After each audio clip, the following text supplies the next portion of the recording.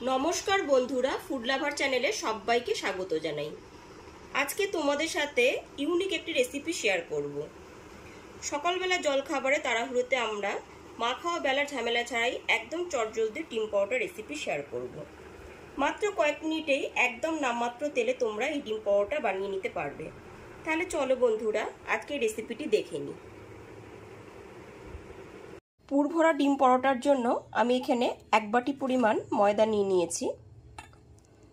আমি এখানে ময়দাটাই ব্যবহার করলাম, তবে আপনারা চাইলে পরে শুধু আটা দিয়েও করতে পারেন। ময়দাটা দিয়ে দেওয়ার পর এর মধ্যে দিয়ে দিচ্ছি 1 টিস্পুন লবণ। লবণটা দিয়ে খুব ভালো মতো ময়দার সাথে মিশিয়ে নিচ্ছি।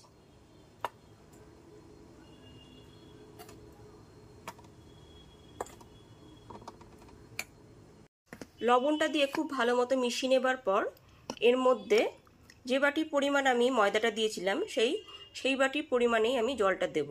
জলটা কিন্তু আস্তে আস্তে দেব, আর এইরকমভাবে চামচটা দিয়ে নেড়ে নিতে হবে। একটু খেয়াল রাখতে হবে ময়দায় যেন কোনো লাম্পস না থাকে। ঠিক এইরকমভাবে একটু একটু করে জল দেব, আর একটু একটু করে মিশিয়ে নিতে হবে। একবারে কিন্তু পুরো জলটা একদমই দিয়ে দেব না, একটু একটু করে জল দিতে হবে, আর ময়দাটা এরকমভাবে মিশিয়ে নিতে হবে।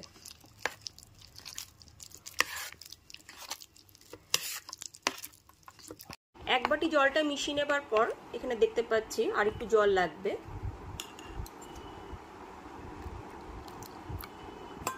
আস্তে আস্তে লাম্পস ফ্রি একটা ব্যাটার তৈরি করে নিতে হবে, একটা স্মুথ ব্যাটার তৈরি করে নিতে হবে। একটু সময় নিয়ে ব্যাটারটা রেডি করে নিয়েছি। চামচের পেছন দিকটা দেখলে পরেই বুঝতে পারবেন ব্যাটারটা ঠিক এইরকমভাবে একটা স্মুথ ব্যাটার রেডি করে নিতে হবে। যদি কোনো লাম্পস থাকে তাহলে চামচটা দিয়ে এরকম চেপে চেপে একটু দিতে হবে।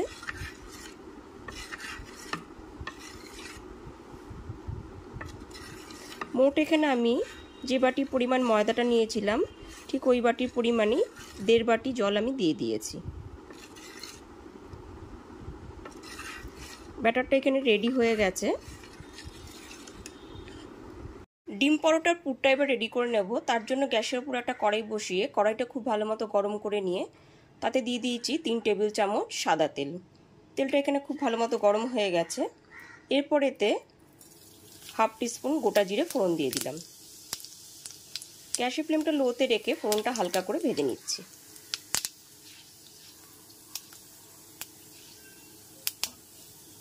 ফোড়নটা এখানে হালকা করে ভাজা হয়ে গেছে। এরপর এতে 2 মিডিয়াম সাইজের পেঁয়াজ কুচনো দিয়ে দিচ্ছি।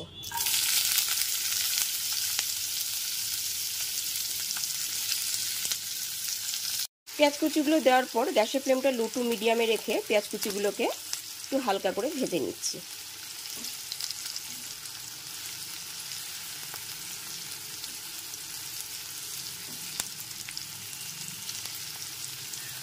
পেঁয়াজ কুচিগুলো কিন্তু একটু হালকা করেই ভেজে নেব, বেশি লাল করে ভাজবো না।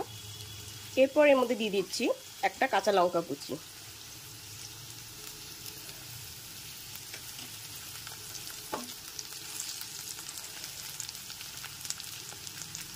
দিয়ে দিচ্ছি স্বাদ মতো লবণ, 1/2 টিস্পুন হলুদ গুঁড়ো, 1/2 টিস্পুন জিরের গুঁড়ো, আর 1/2 টিস্পুন ধনের গুঁড়ো। 1/2 টিস্পুন লাল লঙ্কার গুঁড়ো দিয়ে দিয়েছি, আর 1/2 টিস্পুন গরম মশলা গুঁড়ো দিয়ে দিলাম। এবার সমস্ত মশলাটা খুব ভালো মতো একবার মিশিয়ে নিচ্ছি।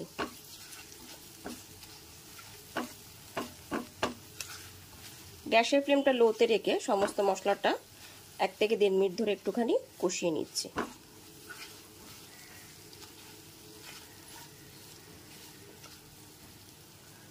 গ্যাসের ফ্লেমটা লো টু মিডিয়ামে রেখে গুঁড়ো মশলা এখানে কষিয়ে নিয়েছি। গুঁড়ো মশলাটা এবার একটু সাইড করে দিলাম। এরপর এর মধ্যে 2 ডিম দিয়ে দিচ্ছি।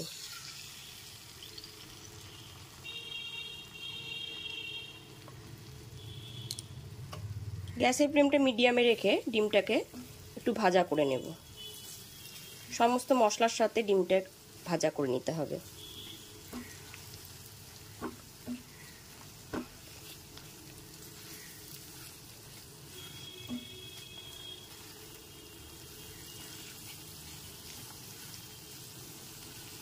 ডিমটা ভাজা হতে হতে এর মধ্যে দিয়ে দেব 1 টিস্পুন গোলমরিচ গুঁড়ো।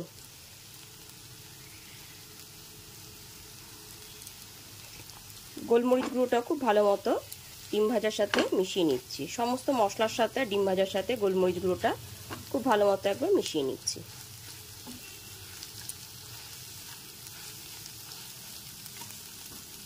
গ্যাসের ফ্লেমটা লো টু মিডিয়ামে রেখেই আমি ডিম ভাজাটা করে নিয়েছি। আর ডিমটাকে এরকম একটু খুন্তি দিয়ে দিয়ে ভেঙে নিচ্ছি।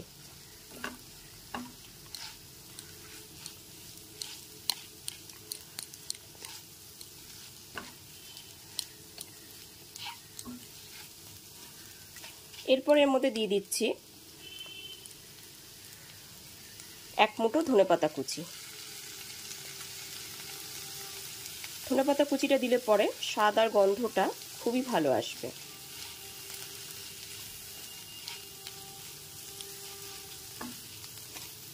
গ্যাসের ফ্লেমটা লো টু মিডিয়ামে রেখে সমস্ত ধনেপাতা কুচিটা মশলার সাথে ডিমের সাথে খুব ভালো মতো মিশিয়ে নিচ্ছি।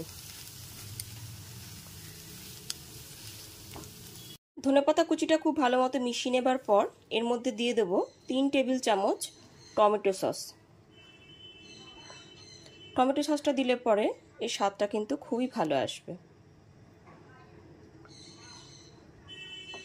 টমেটো সসটা দেওয়ার পরেও খুব ভালো মতো একবার মিশিয়ে নিচ্ছি। টমেটো সসটা দেওয়ার পর খুব ভালো মতো মিশিয়ে নিচ্ছি। সমস্ত ইনগ্রিডিয়েন্টস এখানে আমার দেওয়া হয়ে গেছে। এরপর খুব ভালো মতো একবার মিশিয়ে নিচ্ছি।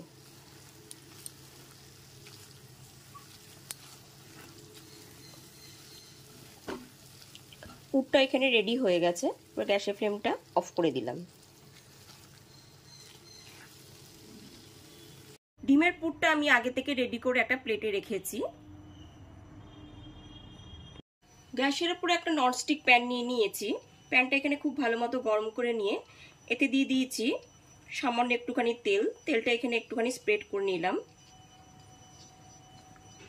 এবার ব্যাটারটা খুব ভালো মতো মিশিয়ে নিচ্ছি। হাতা দিয়ে ওপর থেকে নিচে একটুখানি খুব ভালো মতো মিশিয়ে নিচ্ছি। তেলটা এখানে ভালো মতো গরম হয়ে গেছে। এবার গ্যাসের ফ্লেমটা লোতে রেখে 1 হাতা করে ব্যাটার দিয়ে দেব। ব্যাটারটা দেওয়ার পর এইরকম একটুখানি ঘুরিয়ে নিতে হবে। ব্যাটারটা যাতে একটুখানি গোল মতন হয়ে রুটির মতন হয়ে যায়। গ্যাসের ফ্লেমটা লোতে রেখে দেখুন এখানে ব্যাটারটা হয়ে গেছে। এক দিকটা হয়ে গেলে পরে অপর পিঠটা এরকম ভাবে উল্টে নিতে হবে।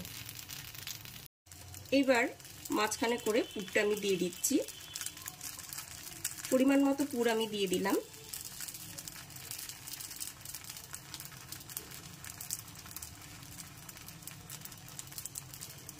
পুরটা দিয়ে দেওয়ার পরে এইরকম ভাবে ঠিক একটা চামচ দিয়ে চেপে চেপে মুখটা বন্ধ করে নিতে হবে। মুখটা বন্ধ করে নেওয়ার পর সাইড দিয়ে একটুখানি তেল দিয়ে দিলাম।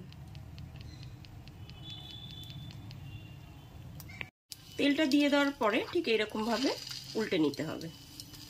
উল্টে দিয়েও একটু চেপে চেপে এইরকম ভাবে চেপে দিতে হবে। এখানে একটা ডিম পাউডার রেডি হয়ে গেল। এবার উল্টে পাল্টে পাউডারটাকে ভেজে নিতে হবে। গ্যাসের ফ্লেমটা এখন লোতেই রেখেছি। পাউডারটা এখানে গ্যাসের ফ্লেমটা লোতে রেখে ভেজে নিয়েছি। এবার পাউডারটা তুলে নেব।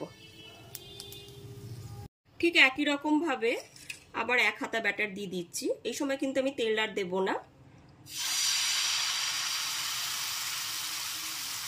ব্যাটারটা দিয়ে দেওয়ার পরে একটুখানি গোল করে ঘুরিয়ে নিতে হবে।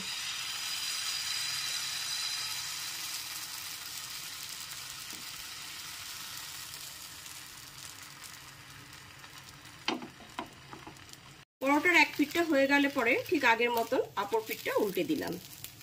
এবার পুরটা দিয়ে দেব। পুরটা এখানে দেওয়া হয়ে গেছে। এবার ঠিক এইরকম ভাবে সাইড দিয়ে এইরকম ভাবে চেপে চেপে মুখটা বন্ধ করে নিতে হবে। যেহেতু এটা গরম আছে সাইড দিয়ে এরকম চেপে চেপে বন্ধ হয়ে যাবে। তারপর একটু চেপে দিলাম স্প্যাচুলা দিয়ে। স্প্যাচুলাটা দিয়ে চেপে চেপে মুখটা বন্ধ করে নিয়েছি। এরপর এক পিঠটা হয়ে গেলে পরে অপর পিঠটা উল্টে নেব।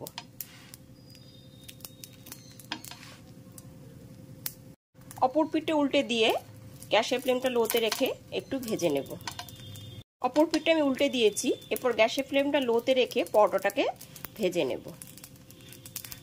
প্রথম পরোটা করতে আমার একটুখানি অসুবিধা হয়েছিল, কিন্তু দ্বিতীয় পরোটা করতে আমার একদমই অসুবিধা হয়নি। গ্যাসের ফ্লেমটা লোতে রেখে পরোটাটা ভেজে নিচ্ছি। পুরভরা ডিম পরোটাগুলো কিন্তু দেখেই খুব লোভনীয় লাগছে। তাহলে আমার মতন করে বাড়িতে অবশ্যই একবার ট্রাই করো।